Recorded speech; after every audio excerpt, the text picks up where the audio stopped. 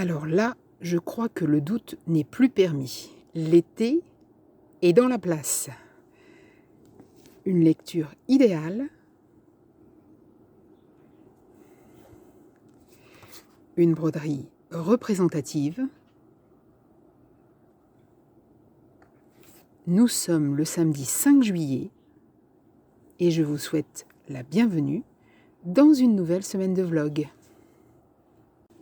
Alors, on est toujours le samedi 5 juillet, il est 7h30 et je vous tourne un petit rush avant mon week-end de travail.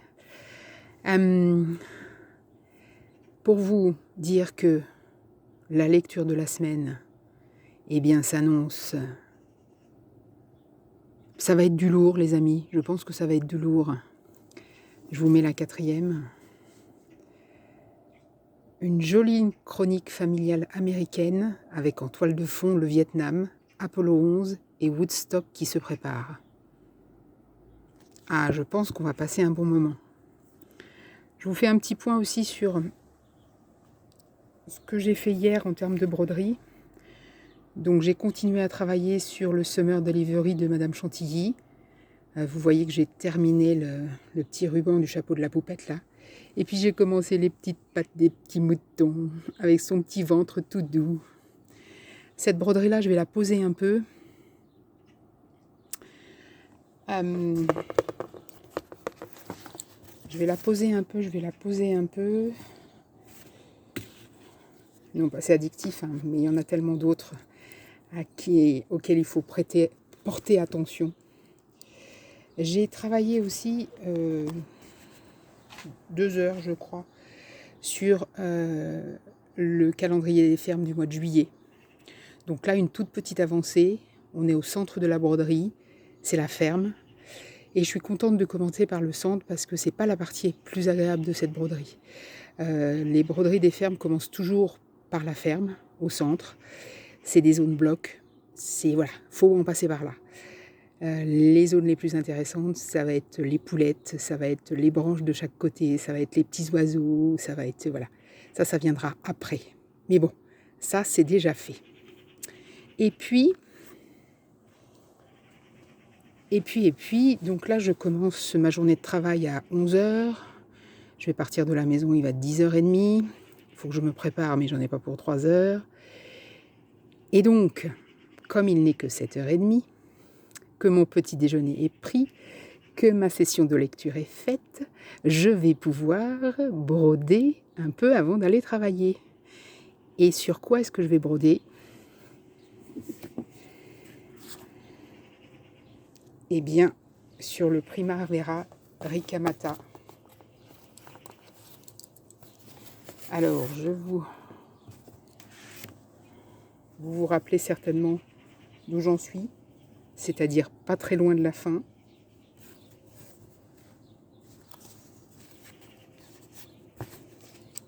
Et j'ai trop hâte.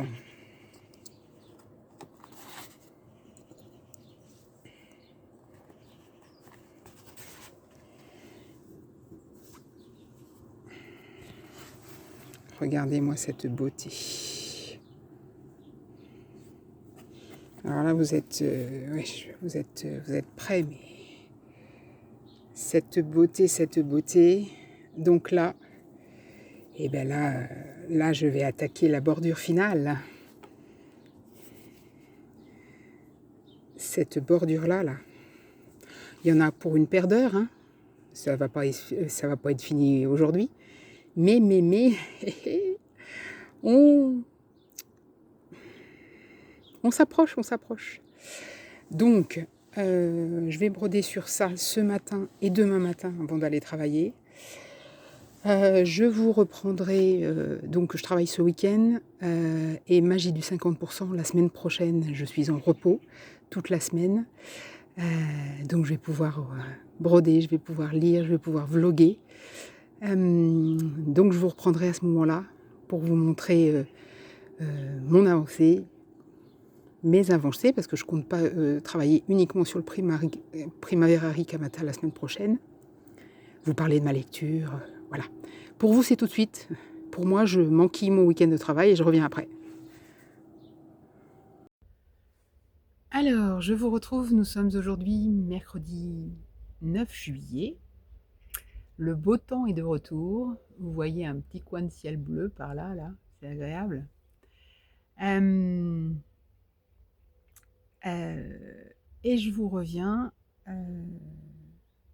pour vous parler de ma lecture, de mes broderies, etc. Sachant que après mon week-end de travail qui s'est bien passé, c'était pas la course, c'était voilà. La nature a eu besoin de se reposer puisque la pluie est tombée et Fred aussi a eu besoin de se reposer. Donc pour une fois, je me suis dit, Fred, ne lutte pas, repose-toi, dors. J'ai beaucoup dormi, j'ai beaucoup bullé, comme on dit. Et ma foi, là, je sens que l'énergie revient petit à petit et c'est très agréable. Donc, de quoi est-ce que je veux vous parler? Je vais vous parler... Oh bah, il est tout sale mon livre. Je veux vous parler déjà du début de ma lecture, Un été à Nantucket, d'Eline Hildebrandt. Hildebrandt, pardon. Je vous remets la quatrième là. Voilà. Donc là, j'en suis pas très loin. J'en suis pas très loin. Donc, on est en train de poser les personnages. Alors, nous sommes en 1979. Pourquoi 69, pardon. 1969. En juin 1969. Kate et David vivent à Boston. C'est une famille... oui, c'est une famille recomposée. Kate a 3 enfants d'un premier mariage. Son mari est mort suite à un accident. Son mari était militaire, il avait fait la guerre de Corée, et en nettoyant son arme, il s'est tué accidentellement, nous dit-on, la version officielle. Voilà. Kate et son premier mari qui s'appelait Wilder, je crois, ont eu 3 enfants, Blair, une première fille, Kirby, une deuxième fille, et Tiger. À la mort de Wilder, Kate, un petit peu plus tard, s'est remariée avec David et ils ont eu Jessica, Jessie, qui est donc Tiger à 19 ans. Quand l'histoire commence, Tiger a 19 ans. Jessie en a 13. Voilà, ils ont une deuxième fille. Kate est la fille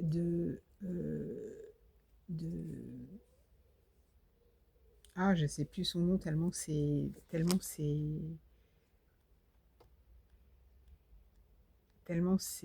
Exalta. Voilà, Exalta Nichols. Euh, donc voilà, donc la mère de Kate, c'est une forte femme, hein, une femme de caractère, une femme qui a l'habitude de la haute société. Son mari était banquier, il est mort il y a quelques années, et donc ils ont une maison à Boston, et ils ont aussi un lieu de villégiature à Nantucket, qui est une petite île au large de Cape Cod. Je dis ça comme si je connaissais les lieux, hein, mais pas du tout, en fait. Et donc tous les étés, Exalta emmène sa famille, Kate, les enfants, pour passer l'été à Nantucket. C'est une tradition, c'est comme ça. Voilà, sauf que cette année, ça va être un petit peu différent. Cette année, ça va être un petit peu différent parce que, Tiger, le garçon de Kate, a reçu son appel pour être incorporé dans les troupes qui sont au Vietnam. Première chose. Deuxième chose, Blair, la première des filles, est mariée à Angus, un astrophysicien, et elle attend son premier enfant.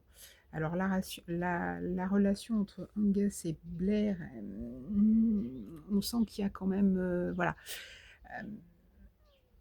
Cérébralement, ça se passe très bien. Intimement, ça se passe très bien. Mais Angus a quand même des des exigences par rapport à la place de Blair. Il ne veut pas qu'elle travaille. Blair, elle a fait des études, elle est diplômée, elle était professeure, elle enseignait, j'aurais dit la littérature, moi, dans un collège de filles, dans un lycée de filles. Et voilà, et Angus a voulu qu'elle arrête de travailler, qu'elle s'occupe de la maison. Et puis là, elle est enceinte de son premier enfant et elle a, comme qui dirait, des doutes sur, sur la fidélité d'Angus. On n'en sait pas beaucoup plus. Angus, qui à la base était le frère de l'homme qu'elle devait au départ épouser, qui s'appelait Joey, je crois, oui, c'est ça. Et alors lui qui s'occupait d'elle comme d'une reine, mais elle n'avait pas cette étincelle intellectuelle qu'elle a ressentie quand elle a rencontré Angus. Donc voilà, donc elle a préféré son cœur la guider vers Angus plutôt que vers Joey. Voilà, donc ça c'est Blair. Ensuite il y a Kirby. Kirby c'est la deuxième des filles. Kirby c'est la rebelle. C'est la rebelle, c'est celle qui se pose des questions sur, sur la vie amoureuse, sur la guerre au Vietnam. Enfin voilà, c'est l'antimilitariste, elle commence à approcher les milieux hippies, des choses comme ça. Et puis cette année, Kirby a dit, donc Blair, elle, sa grossesse, c'est un peu compliqué, donc elle reste à Boston. Kirby, elle a dit non, cette année j'en ai marre, je veux pas aller avec grand-mère, mère et Jessie à Nantucket, moi je vais ailleurs avec mes copines. Voilà. Et puis donc du coup, Jessie se trouve obligée d'aller toute seule avec sa mère et sa grand-mère sur l'île de Nantucket. Donc voilà, Exalta, la grand-mère, c'est pas une mamie gâteau, hein, c'est strict, c'est pas de télé, c'est obligé d'appeler sa maman mère en présence de sa grand-mère. Enfin bon, voilà, c'est un peu. La maison de Nantucket est gardée enfin le domaine qui s'appelle Allfair, je crois, voilà, est gardé par un gardien dont le petit-fils vient d'arriver. Jessica a 13 ans, le petit-fils du gardien a 15 ans. Il habite avec son grand-père dans la maison du gardien. Et donc Jessica va rencontrer Pic, donc cet adolescent. J'en suis là. On peut espérer que. On peut espérer que. Donc voilà. Donc là, en gros, Kate se fait du mouron pour son fils, qui est parti au Vietnam. Il y a de quoi. Jessie est un peu toute seule. Avec sa mère et sa grand-mère. Son père reste travailler à Boston, vient les voir le week-end, mais voilà, c'est pas pareil. Jessie a beaucoup de relations, elle était très liée avec son frère, donc ils s'écrivent, ils correspondent, mais il lui manque évidemment lors de cet été, et donc là, Jessie rencontre Pic. Voilà une histoire d'un été. J'adore cette photo, ça fait très Jackie Kennedy, je trouve. Ouais. Voilà pour ma lecture et là où j'en suis. Alors, au niveau broderie, quand j'ai fait le rush, quand est-ce que je vous ai fait le premier rush? Samedi matin? Oui, c'est ça. Samedi matin, je vous ai dit que j'allais continuer sur le Primavera Ricamata de Kuore et Batikuore. Eh bien, c'est ce que j'ai fait.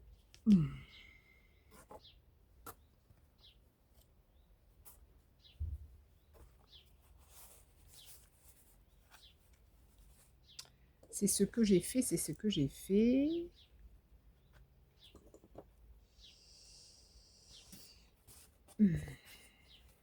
Et ça commence à devenir bon, hein. ça commence à devenir bon. Alors je croyais que ce serait plus facile que ça, parce que je m'étais dit, ah, c'est des petits motifs répétitifs, et quand je vais avoir compris la logique, etc., je vais pouvoir les refaire un peu de tête. Alors, c'est pas vraiment ce qui se passe. Je pense que c'est surtout parce que je suis fatiguée et que j'arrive pas à bien me concentrer. Donc, alors, je sais pas où je pars là, par là, par là, voilà.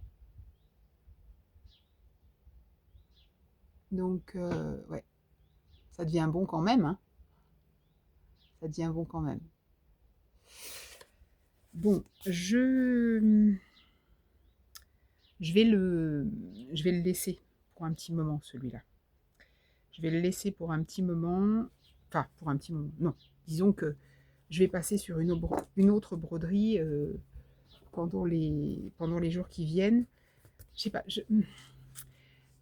j'avais là pour l'été, j'avais sorti beaucoup de broderies. Je sais pas si je vous en parlais lors du dernier vlog, mais j'avais sorti vraiment beaucoup de broderies et, et à un moment donné, je me suis sentie un peu noyée. Donc j'en ai éliminé un petit peu.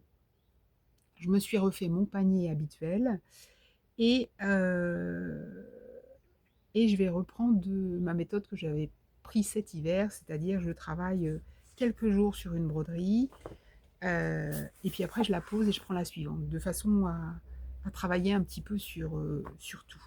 Donc là, le Primavera Ricamata, je vais le laisser et j'ai choisi de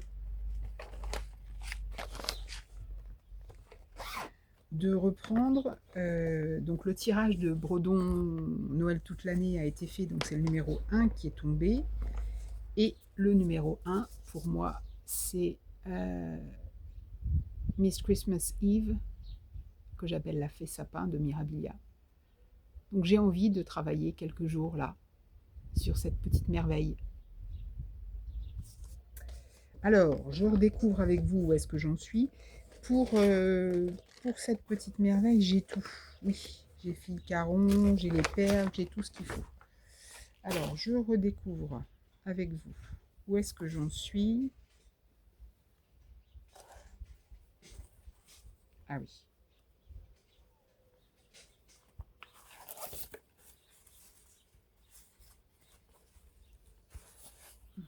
Voilà. Voilà. Oh, on va dire que c'est beau quand même.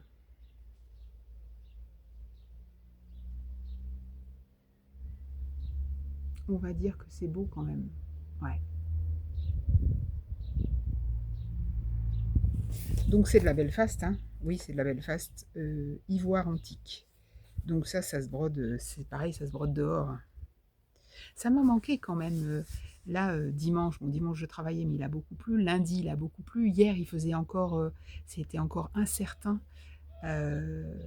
pour se mettre un peu dehors. Il faisait un peu frais et c'était un peu menaçant. Et ça m'a manqué de broder dehors.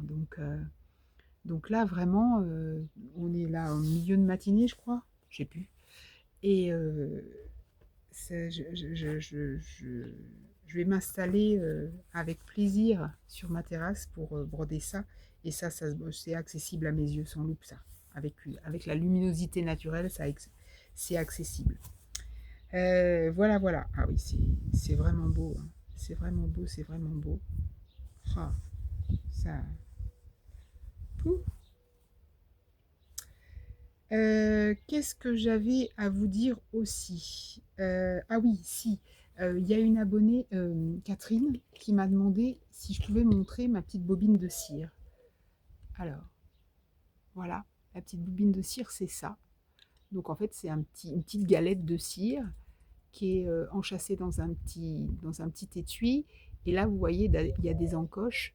Donc en fait, pour cirer un fil, il suffit de le faire passer dans une encoche. Moi, je le fais passer dans une encoche, je tire et ça cire tout simplement.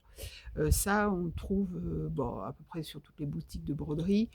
Je ne sais même pas s'il n'y en a pas sur Amazon, hein. Je pense qu'il y en a sur Amazon. Des bobines de cire, c'est Prime, je crois, la marque. Voilà. Mais il y en a sur Univers Broderie, il y en a. Voilà. C'est pratique pour le fil métallisé.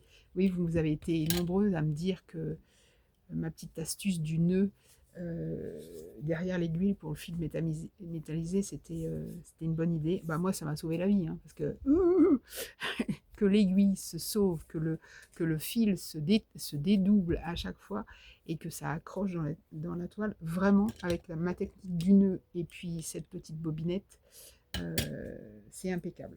Bien, bon, et bien écoutez, je crois que je vais en rester là pour ce matin.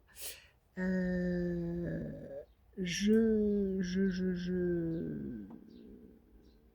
reviendrai vous voir un petit peu plus tard.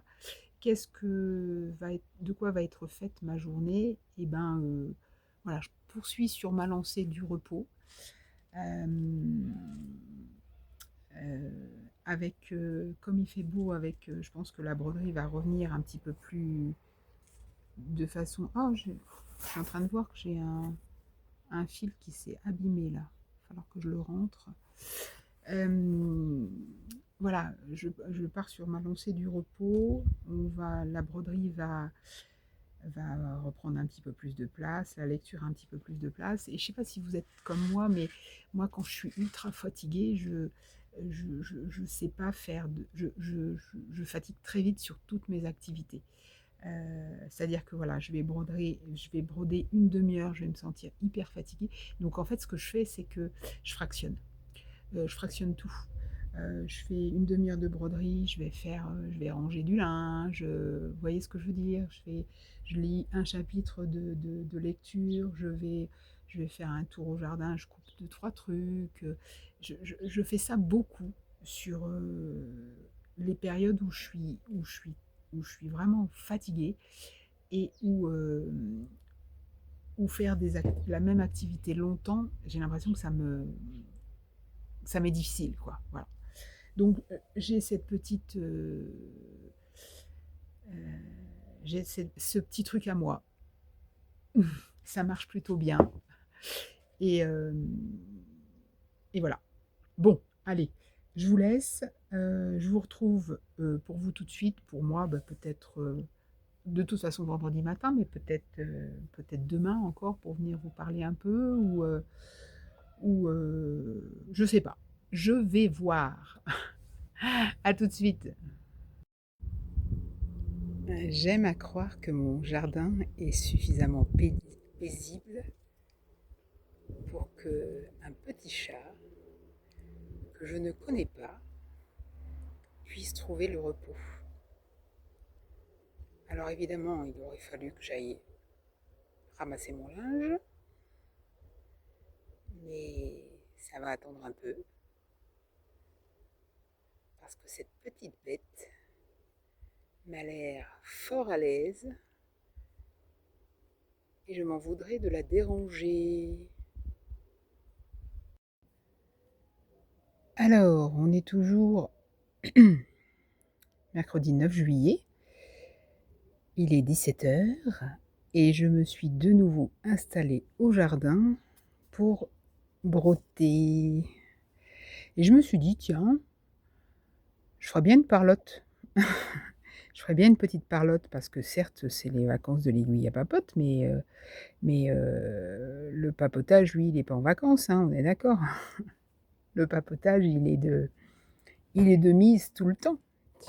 Alors, vous allez peut-être bouger, enfin non, c'est mon tambour qui va bouger un peu. Je suis installée confortablement. J'attends de pouvoir ramasser mon linge.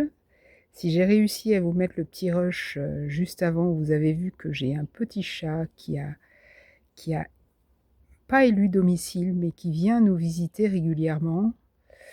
Et il est encore, enfin, c'est pas un jeune chat, hein, mais je pense que c'est pas un chat sauvage parce qu'il a l'air entretenu, mais il doit être un peu craintif, donc on peut pas trop l'approcher.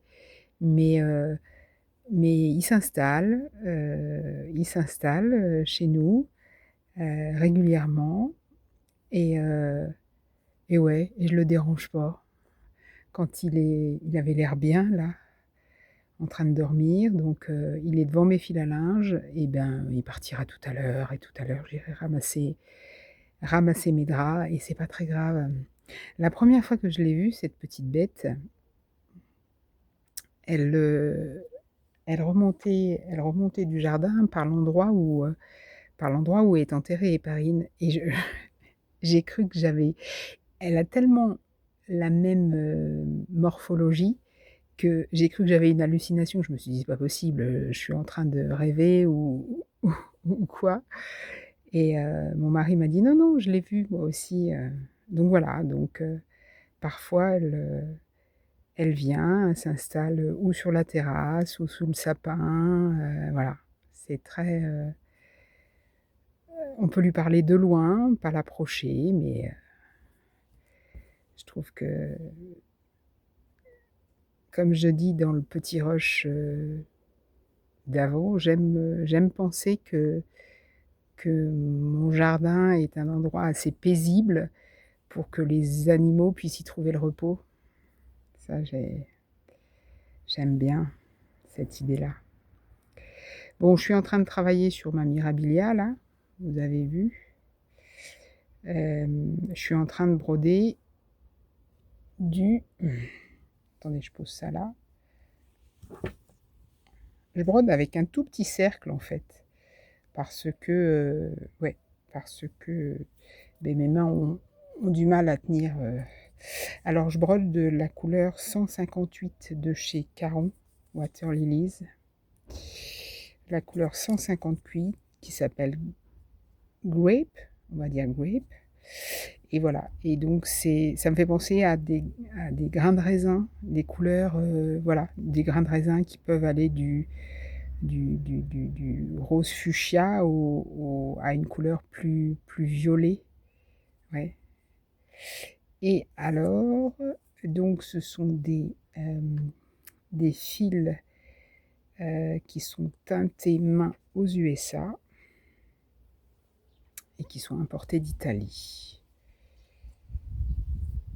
Importés d'Italie. Hop. Voilà, et à l'intérieur, j'avais jamais vu. Il y a quelques instructions pour needle point, pour le cross stitch, donc en fonction de la taille de la toile, il vous conseille le nombre de brins à utiliser. Donc là, moi, je suis sur une belle face, donc sur une 14 hein, à peu près, 2, 3, j'utilise 2 brins. Moi, 2 brins. Je sais pas, c'est des... Oui, ils ont plus que 6 brins. Hein. Ils ont plus que 6 brins, voilà. Sur une 18, 2. Ouais. En 2 brins, moi, je trouve que sur la belle face, ça passe bien.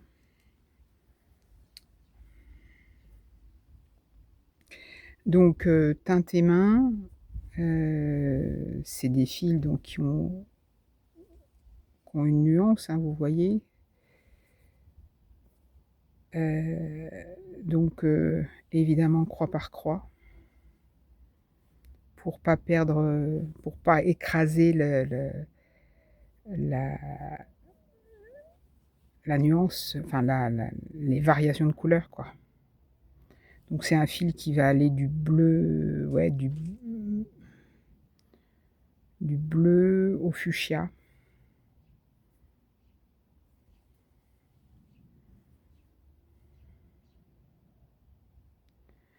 C'est un fil qui est extrêmement doux. C'est un vrai plaisir à broder. Et encore une fois, Mirabilia et les carons en particulier, c'est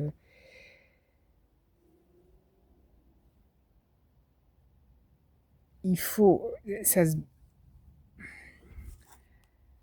le temps que ça prend, moi j'y mets une lenteur. Attendez, excusez-moi, je coche sur mon diagramme au fur et à mesure. Et alors là, je suis là, donc je suis là.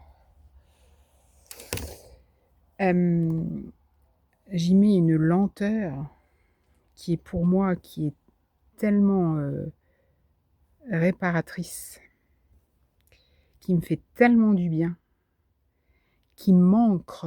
Vous voyez ce que je veux dire? Ça m'ancre, le fait de faire des croix tellement lentement, comme ça, parce que, bah, faut être parce que déjà le fil Caron, c'est un fil qui est fragile, c'est un fil qu'on n'a pas envie d'abîmer, hem, les diagrammes Mirabilia, c'est des diagrammes, papier. En plus, celui-là, il est particulièrement petit, enfin particulièrement petit, un peu plus petit que celui des sirènes. Je vais essayer de vous voilà. Donc, oh! Un petit insecte qui vient nous voir. Vous voyez ou pas? Oui, il est là. Dis donc cocotte, tu mignonne, mais allez, voilà, envole-toi. Touc, touc, et tu me fais pas de taches sur ma toile, s'il te plaît. Merci. Oui, en plus le diagramme de Mirabilia, donc c'est diagramme papier. Moi je fais pas de photocopie, j'ai pas les moyens de faire des agrandissements, enfin voilà, j'ai pas, si au travail je pourrais, mais je prends pas le voilà. Je raye, au crayon de couleur tout doux sur voilà, donc il faut se concentrer pour bien, pour pas louper, et pas avoir à défaire. Bref, tout ça, ça impose une lenteur de réalisation qui, moi, me tranquillise et m'apaise. Je vous l'ai souvent dit, hein, je crois, hein. Mais, pouh! Quel, quel bonheur! Tout ça en silence, avec les bruits de la nature. Bon, là, vous entendez peut-être une tourterelle ou pas. Les petits oiseaux sont pas encore,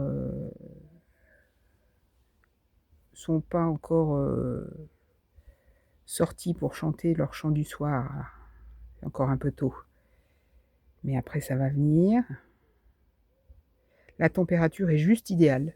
Il fait, j'ai regardé en sortant, il fait 25 et là c'est juste bien.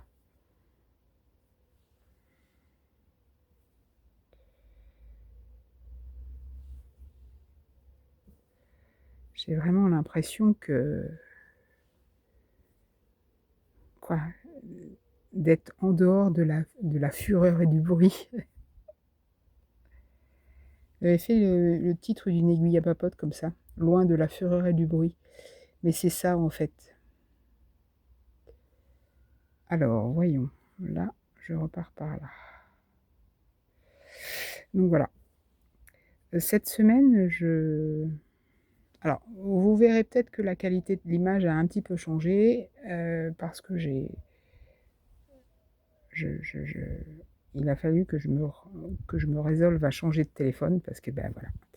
À un moment donné, les appareils, ont une durée de vie limitée, n'est-ce pas? Mon ancien téléphone avait, une petite dizaine d'années, donc ça commençait à voilà. J'ai essayé de prendre,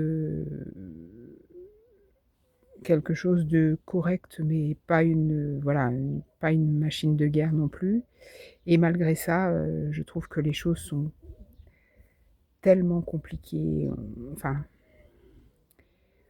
on nous propose tellement d'options, tellement de j'ai l'impression qu'on va au-devant de tous nos désirs, «Ah mais, vous pouvez faire comme ci, vous pouvez faire comme ça, on vous suggère ci, on vous suggère ça». Moi ça me ah, j'ai un petit neuneu, moi ça me dérange, ça m'agresse, ça me bref. Donc j'essaye d'utiliser vraiment la fonctionnalité du téléphone, pour ce qu'il est, c'est-à-dire un téléphone et accessoirement une caméra. Parce qu'effectivement, il faut bien le reconnaître, maintenant il faut des appareils qui ont des qualités d'image, Et encore celle-là, c'est peut-être pas la meilleure, mais bon, faut quand même, reconnaître. Mais parallèlement à ça, toutes les suggestions qu'on peut nous faire qu'on peut, enfin, que le téléphone peut faire à notre place, peut pour, pour soi-disant nous faciliter la vie, moi ça me dérange ça me dérange. Donc du coup, heu, du coup j'ai envie, d'une petite période de déconnexion. Heu, donc pendant quelques jours là, je suis un peu déconnectée des alors attendez, que je me trompe pas. Comment est-ce que je vais faire? Oui, comme ça. Je suis un peu déconnectée des réseaux, c'est-à-dire que voilà, mon ordinateur est pas allumé, mon téléphone est en mode avion et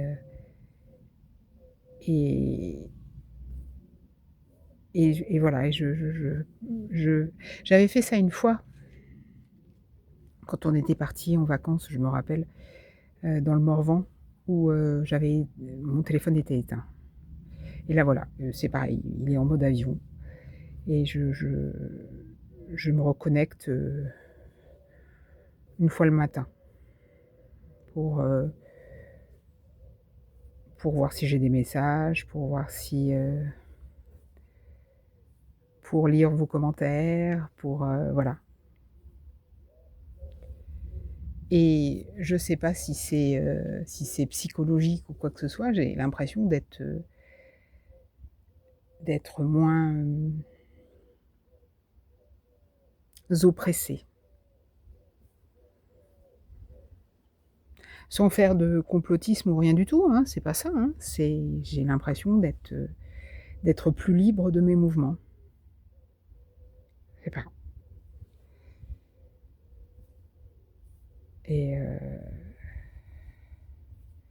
et encore une fois, je vous le disais, en introduction d'un des premiers vlogs, je crois, quand je fais une pause, par exemple, broderie et ben, mon téléphone, donc là, il filme, mais il est dans la maison, il est pas à côté de moi et quand je fais une pause et ben, je n'ai plus ce réflexe de prendre le téléphone et voir ce qui se passe sur, sur Facebook ou sur Instagram ou sur voilà et je fais juste l'expérience du vide et bah, oui, regardez, on a un petit lézard qui vient nous voir tous les jours à la même heure puisque, bah, effectivement, il se met sur la terrasse, il profite du soleil. On a ce petit chat qui vient nous voir, j'observe aussi comment les plantes dans mon jardin, poussent, puisque je vous disais, hein, que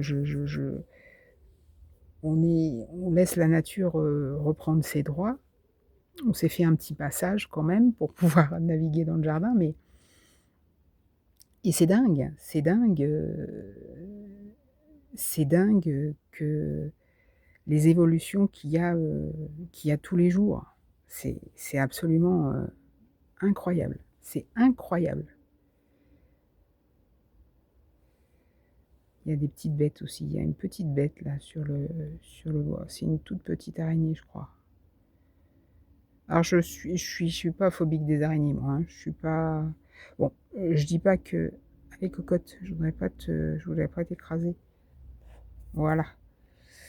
Je dis pas qu'une grosse, araignée un peu velue, je dis pas que j'aurais pas un mouvement de sursaut, je dis pas ça, mais j'aurais pas, je vais pas la tuer pour autant. Je vais m'écarter ou je vais trouver le moyen de la mettre ailleurs, mais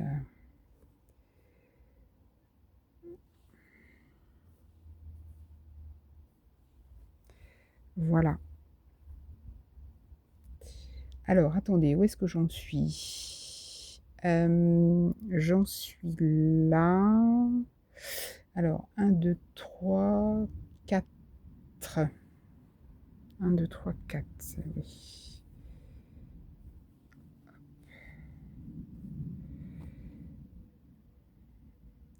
J'ai regardé un replay, tout à l'heure là au moment de la sieste.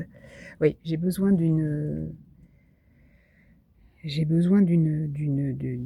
période de pause, même si mon rythme de la journée est très lent et voilà, j'ai besoin, c'est ce qui me manque pendant mes journées de travail, c'est que les journées continues, ça me pèse un peu, heu et pendant mes journées de repos, je me laisse aller et donc généralement, je me mets, sur mon canapé. En plus, c'est le moment où le soleil est à son zénith, donc l'été, voilà, je suis plus dans la maison au frais et je regardais, un replay d'une émission qui est passée hier soir sur France 2 qui s'appelait «Notre nouveau monde»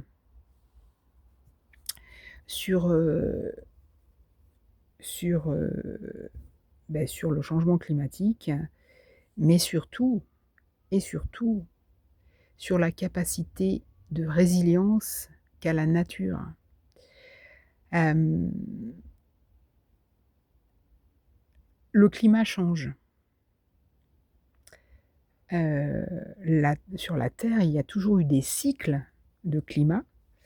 L'intervention de l'homme a pas arrangé les choses sur ce cycle-là, ça c'est sûr, mais voilà. Mais ce qui est intéressant de regarder, c'est que, certes, la nature souffre. Il montrait les incendies en Australie, il montrait la fonte des neiges dans les Pyrénées, il montrait, la sécheresse au Kenya, dans la Corne de l'Afrique, il montrait, la fonte du glacier en Alaska. Donc certes, la nature change, mais le monde du vivant derrière reprend ses droits et c'était incroyable parce que par exemple, les hectares de forêt qui ont été détruits lors des incendies en Australie, 4 ans après 4 ans après, à l'échelle de la planète, c'est quoi? C'est rien. 4 ans après, l'écosystème s'est reformé différemment, des nouvelles espèces sont apparues. Donc certes, il y a eu de la perte, hein, il y a eu des animaux des espèces qui ont été décimées, qui ont disparu, mais 4 ans après, la nature est toujours là et est revenue. Hem, le glacier à l'est de l'Alaska, je crois, il recule de 30 mètres par an. C'est énorme, 30 mètres par an et donc le 1er recul, quand le glacier recule, le paysage, il est lunaire. C'est que des cailloux, c'est rien. Mais quand on remonte les années, on voit que petit à petit, il y a des petites fleurs et des petites plantes qui, heu, qui, heu, qui réapparaissent et ces petites plantes appellent des petits insectes, appellent la pollinisation, appellent le développement d'autres espèces et puis après, les animaux continuent à arriver et là, il montrait l'image d'une nature, mais grouillante de vie et le monsieur qui montrait ça, c'était un spécialiste des ours, je crois et il était arrivé dans un espace où c'était le paradis, quoi. Le paradis des ours où, la rivière, chatoyantes où les saumons, grouillent de vie, quoi. Ils sont remontés, ils sont venus frayer dans ces eaux, si vivantes et les ours ont de quoi manger et voilà et le monsieur, il était ému, mais aux larmes parce que oui, la nature reprend ses droits. Donc certes, nous, humanité, on est mis à mal par ces changements climatiques, mais il va falloir qu'on s'adapte parce que la nature, elle poursuit son chemin, hein. Elle poursuit son chemin. Donc si on pouvait faire en sorte de pas la mettre plus mal qu'elle n'est déjà, ça serait bien. Mais toujours est-il que la nature reprend ses droits. La nature, elle va s'adapter. Elle va elle va elle va souffrir, elle va voilà, mais elle est résiliente. Mais il y a de la vie, il y a de la vie et la vie va reprendre ses droits. J'ai trouvé ce documentaire très optimiste. C'est un nouveau monde, on est en période de mutation. On est en période de mutation et j'ai trouvé très optimiste par rapport à tous les discours qui sont alarmistes et il y a de quoi, on est d'accord. Mais j'ai trouvé que c'était optimiste. J'ai bien aimé ce reportage. Bref, hem et beh, tenez, je suis arrivée au bout de là, il faut que je coupe mon fil parce qu'il faut que je redémarre un peu plus loin et c'est trop loin et moi je tire pas mes fils. Donc voilà, c'était une petite vingtaine de minutes de papotage. Je vais continuer ma broderie parce que je pense que le petit chat n'est pas parti. Je vais continuer ma broderie et puis, je vous retrouve un peu plus tard. Alors, on se retrouve, nous sommes aujourd'hui vendredi 11 juillet et on se retrouve pour le dernier rush de ce vlog. Je me suis installée sur ma terrasse, je me suis fait un petit café, il n'est pas très tard, hein, il est à peine 9 heures, je crois et donc je vous retrouve pour vous présenter,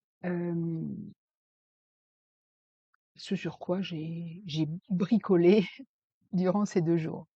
Je vais commencer par vous présenter mes excuses pour la qualité de certains rushs de cette vidéo. Je suis encore en train de trouver, mes marques entre, la caméra, entre mon nouveau téléphone, enfin bon, c'est un peu compliqué et de plus, voyez là, je fais attention, je voudrais, vous présenter mes excuses pour les bruits de bouche que vous pouvez entendre sur le rush de mercredi matin, il me semble, oui.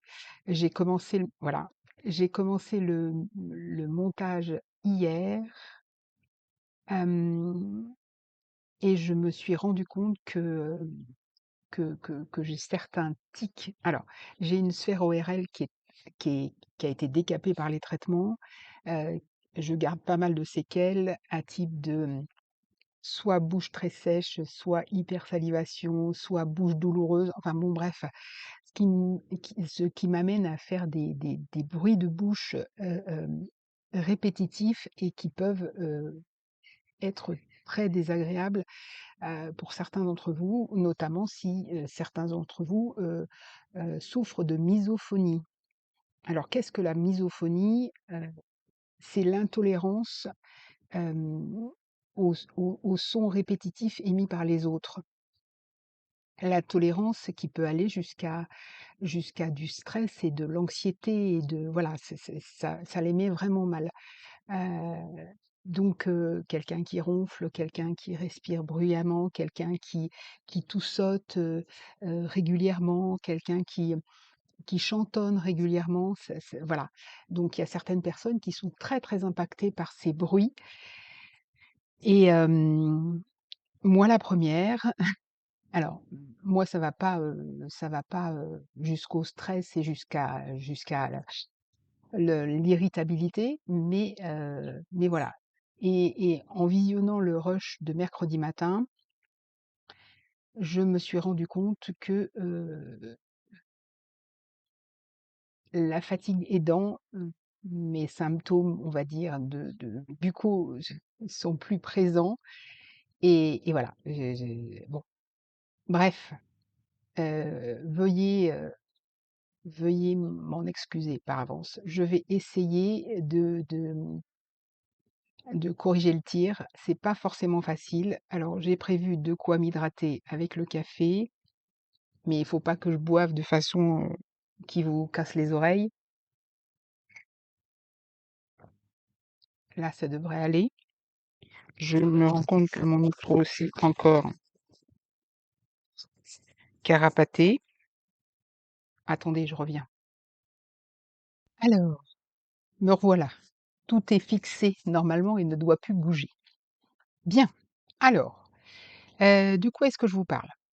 Je vous parle je commence par vous parler ça y est, ça recommence. Fred, tu ne sais pas. Alors, pour aller par là, faut aller par là, pour aller par là, faut aller par là. Voilà.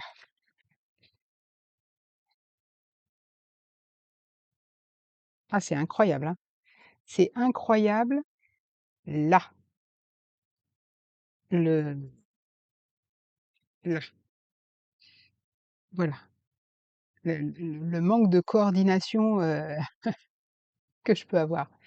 Donc, un été à Nantucket.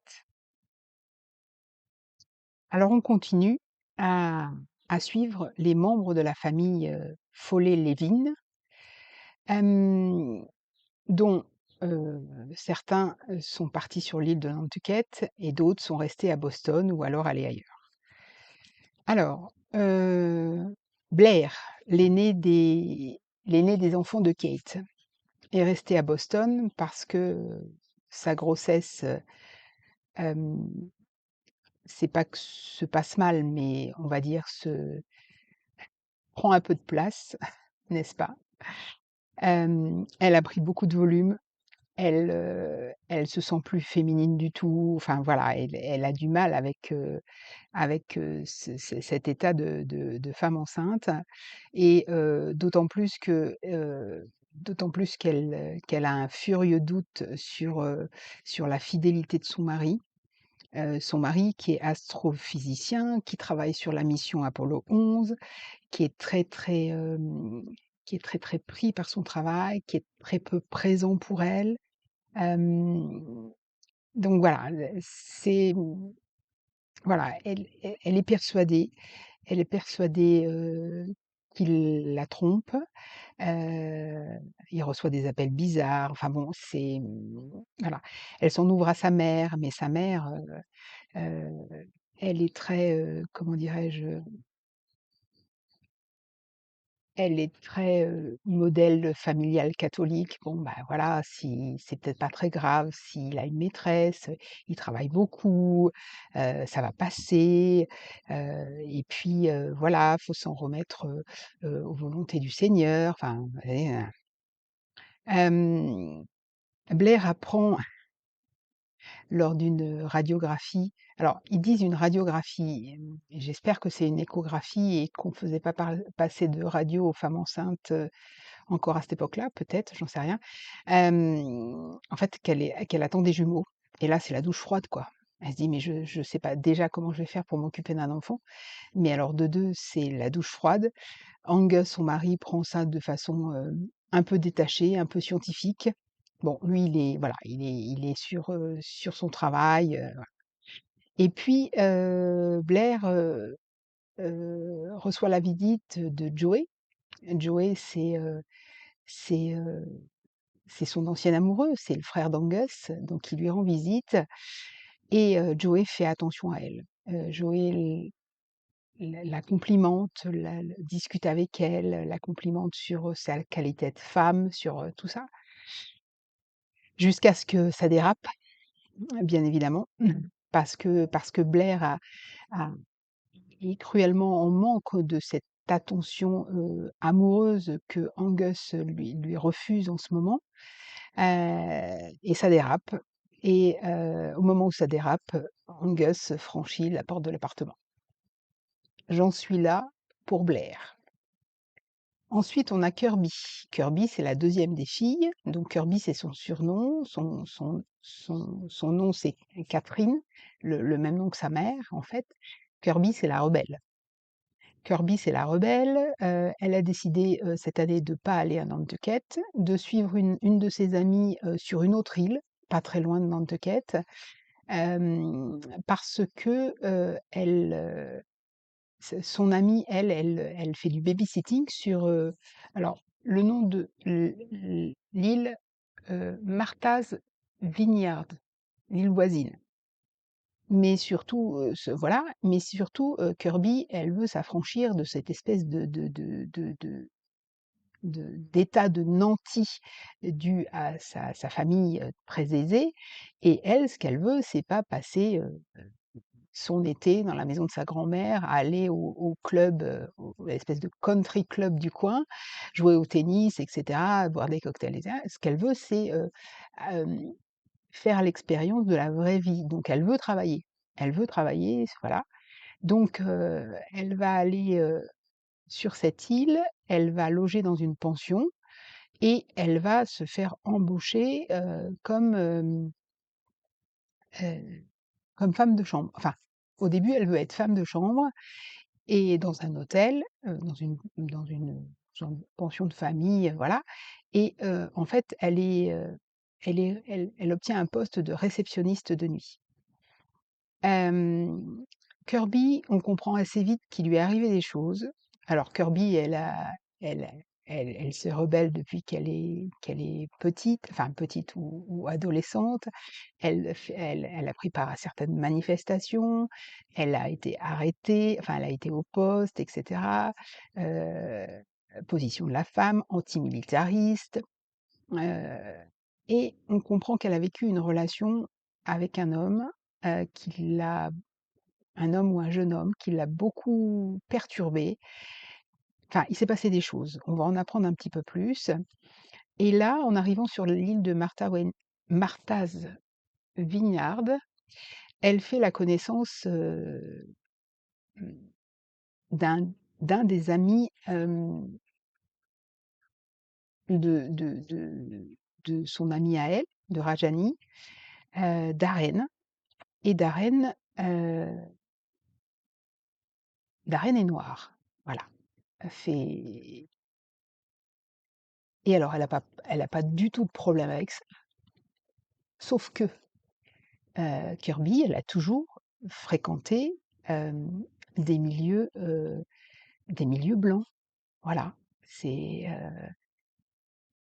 et elle s'aperçoit qu'il y a une différence entre prendre position contre la maltraitance et la ségrégation des Noirs, voilà, et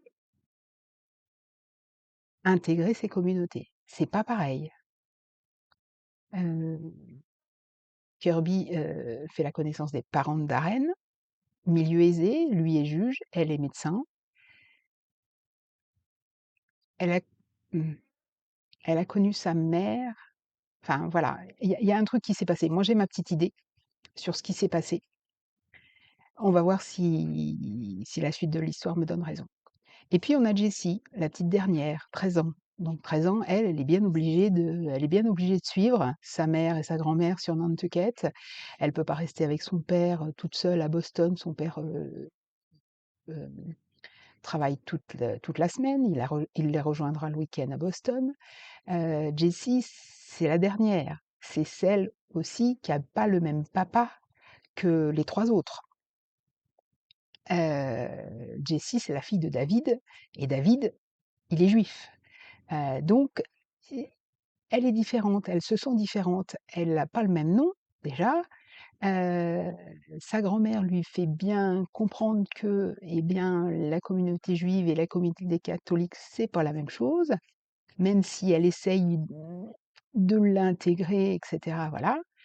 Elle a rencontré Pickford, donc le petit-fils, du gardien de la maison familiale. Hem, le petit-fils et son grand-père viennent s'installer pour l'été dans une dépendance, la maison du gardien. Ce petit-fils qui est revenu, c'était pas prévu, la fille de Monsieur Kimmins, le gardien, a fait partie de la vie de la famille de Jessie il y a quelques années, et puis elle est partie. Pourquoi est-elle partie? Mystère. Toujours est-il que voilà, Jessie commence à se rapprocher de Pic. Jessie cède à l'injonction de sa grand-mère d'aller prendre des cours de tennis au country club. Ça la saoule, mais elle y va.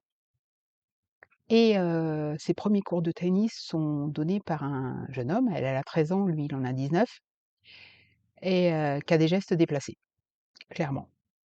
Heu, donc elle arrive à s'extraire de l'emprise de ce jeune homme.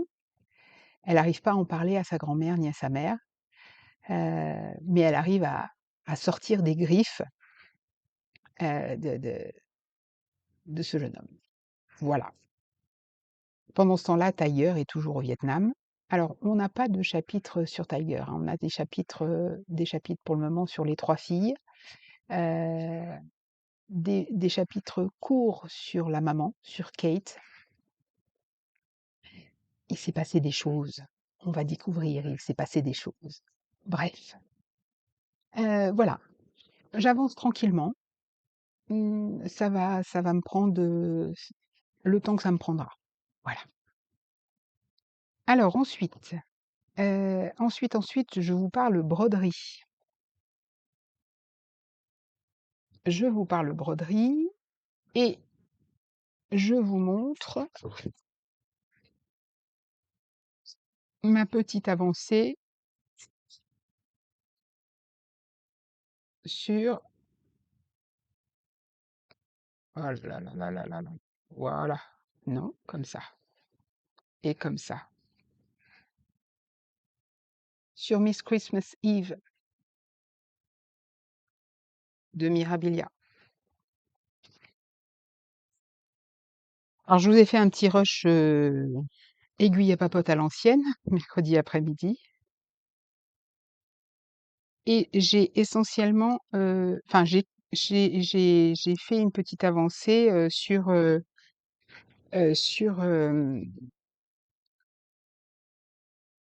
en fil, en fils spéciaux, en carton. Voilà. J'ai avancé sur, alors là, c'est hyper compliqué pour moi, hein. Alors, voilà, tac, tac, tac. Ça, c'est ma main qui est là. Alors, vous voyez? Voilà, j'ai avancé là, là. Non, là.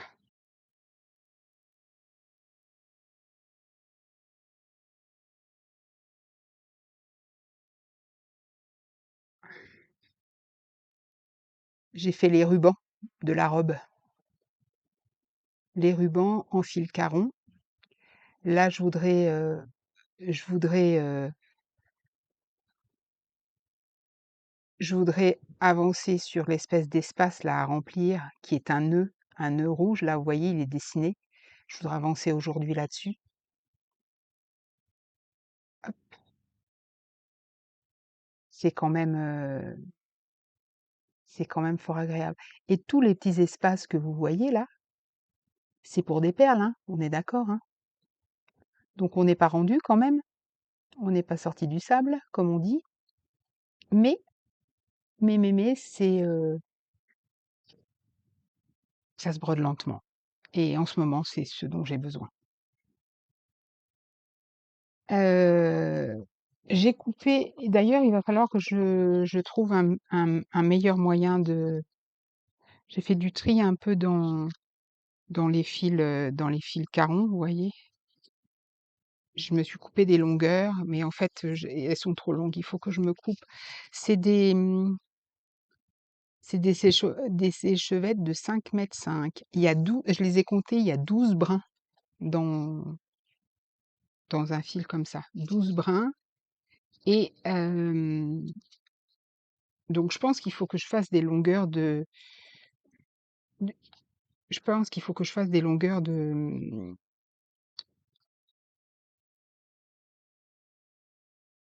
de 25 centimètres, parce que 50 centimètres, c'est trop. 50 centimètres, c'est trop. Le fil, il s'abîme trop. À chaque fois que vous faites passer le fil dans la toile, ça s'abîme, évidemment. Donc voilà. Hier, je regardais les petites perles qui doivent s'inclure dans les rubans, là. Il y a des petits, enfin bon, on n'y est pas, mais voilà, petit à petit, tranquillement, ça va se faire. Alors ensuite, j'ai préparé,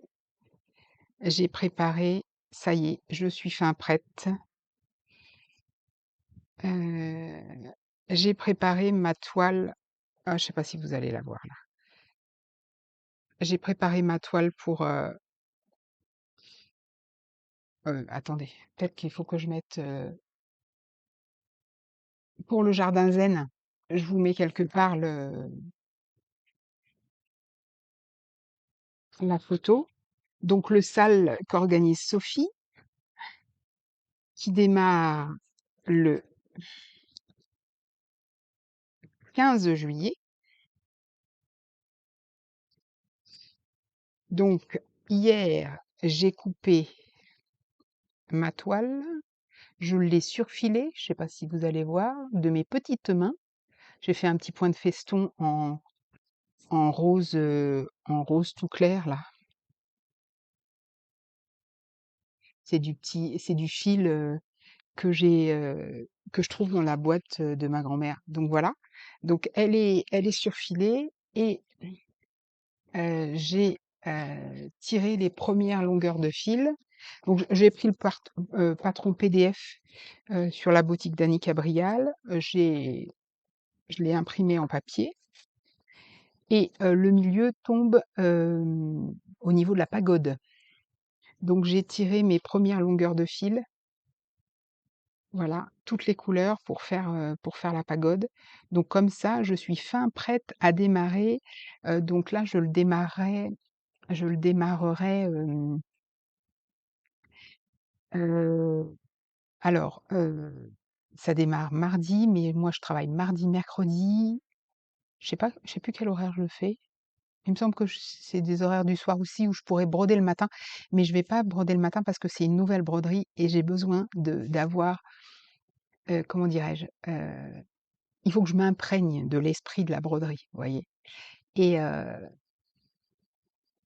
hem, voilà, il faut que mon esprit il soit complètement libre et je me dis: «Ça y est, je commence une nouvelle broderie» et là voilà.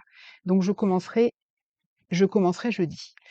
Donc le sale de notre Sophie et nous sommes rendus compte avec Valérie, une des Valérie, qui fait partie du groupe Bredon avec Rose Cocon et qui est une abonnée de ma chaîne, que nous allions faire, le jardin zen toutes les 2. Donc en fait, c'est un duo sale, un sale duo, enfin voilà. Non, pas un sale duo, un duo sale, S-A-L. Voilà, donc ça c'est chouette aussi. Heu, voilà et puis, tenez, je me permets de prendre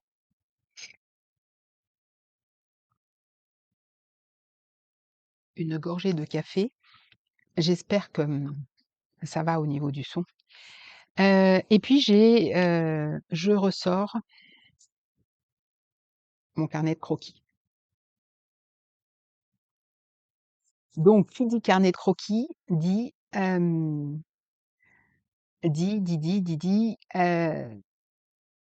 petite création. Voilà, je sors.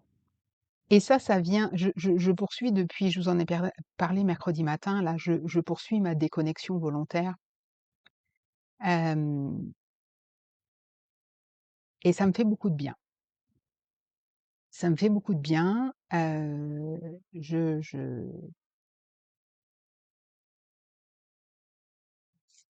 me reconnecte, à internet, le matin, généralement, après mon petit déjeuner, ma session lecture et cetera. Je me reconnecte, 1/2 heure, hem, 1/2 heure où, je regarde, voilà, si est-ce que j'ai des mails? Est-ce que j'ai des messages? Est-ce que j'ai,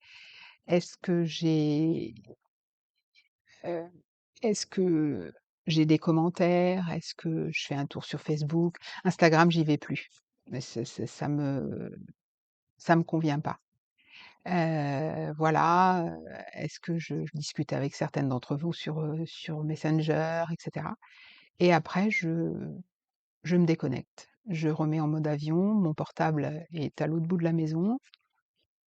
Hem, les gens, ma famille, et la famille de mon mari savent qu'on peut nous joindre sur notre téléphone fixe en cas d'urgence et après tout le reste, ça peut attendre.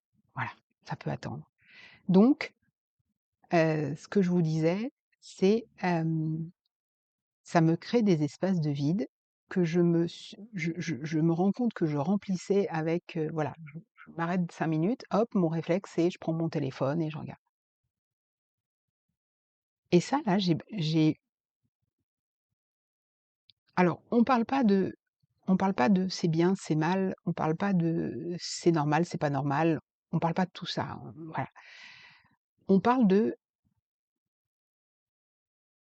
est-ce que ça me rend est-ce que ça nous rend heureux ou pas? Voilà, c'est ça la vraie question. Et est-ce que ça nous rend heureux ou pas? C'est une question d'honnêteté envers soi-même. Et être honnête envers soi-même, eh ben, c'est pas facile. C'est pas si facile que ça. Parce qu'évidemment, on a tous des contraintes, des injonctions, des désirs, des envies, et cetera, et cetera. Mais savoir vraiment, hem, discerner si ce qu'on fait nous rend heureux ou pas, eh ben, c'est pas vraiment facile parce que moi, je sens une pression, venue de l'extérieur, venue de toutes parts, hem et et et qui me facilite pas la tâche en matière d'honnêteté envers moi-même. Et donc faire cette expérience de déconnexion, ça me recentre par rapport à moi, heu, ça m'apporte du vide et heu, le vide c'est la création, c'est imaginer autre chose, c'est, voilà. Je sais pas si je suis si je suis claire ou pas, mais voilà, ça m'apporte beaucoup de beaucoup de beaucoup de sérénité, cette expérience-là.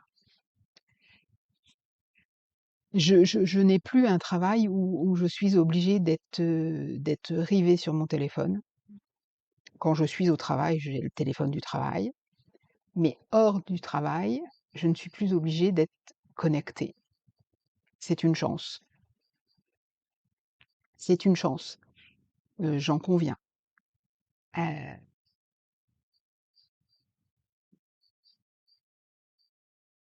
et j'ai envie de prendre de la distance avec l'immédiateté.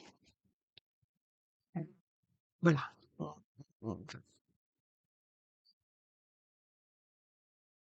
Moi, ce qui me met mal à l'aise, c'est devoir, comment dirais-je? Répondre à tout de suite maintenant. Mmh. Moi, ça me convient pas. Voilà. Ça me convient pas, ça me convient pas. Donc voilà. Donc ouais, cette mise à distance un petit peu, hem, ça me fait du bien. Voilà. Revenir vous voir régulièrement, ça me fait du bien. En, c'est,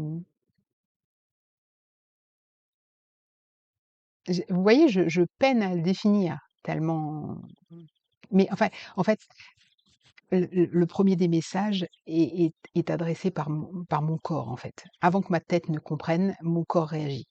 Mon corps réagit, mon corps est fatigué, mon corps s'agite ou voilà, je sais pas où me mettre, machin, bidule. Ça, c'est des signes pour moi. C'est des signes pour moi qu'il faut que je change, qu'il y a quelque chose qui va pas, qu'il faut que je change un peu les choses, voilà. Bref, tout ça pour vous dire, faites ce qui vous rend heureux. Si c'est ce qui vous rend heureux, c'est naviguer sur les réseaux, naviguez sur les réseaux. C'est si ce qui vous rend heureux, c'est, broder toute la journée, broder toute la journée. Si ce qui vous rend heureux, c'est d'acheter, 15 projets, achetez 15 projets. Voilà, hem, on n'est pas éternel. Ça, tout le monde le sait, mais tout le monde le met à distance. Hem et si ça devait finir demain, je préfère me dire que aujourd'hui, je suis vraiment connectée à moi-même, plutôt que d'avoir l'impression d'être un hamster dans une roue, vous voyez? Et encore une fois, chacun ses sources de bonheur, chacun ses sources de plaisir, chacun ses... Voilà. Qu'est-ce qui nous rend heureux? Qu'est-ce qui vous rend heureux? Vraiment. Bon, sur ce, comme d'habitude, j'arrive pas à conclure, hein. Ça n'a pas changé, hein. Sur ce, ce vlog, le vlog de cette semaine, va prendre fin ici. Heu, je vais finir le montage tout à l'heure. Je vais vous souhaiter, un bon week-end, une bonne semaine et je vous retrouve vendredi prochain. Je vous embrasse, prenez soin de vous et à tout bientôt.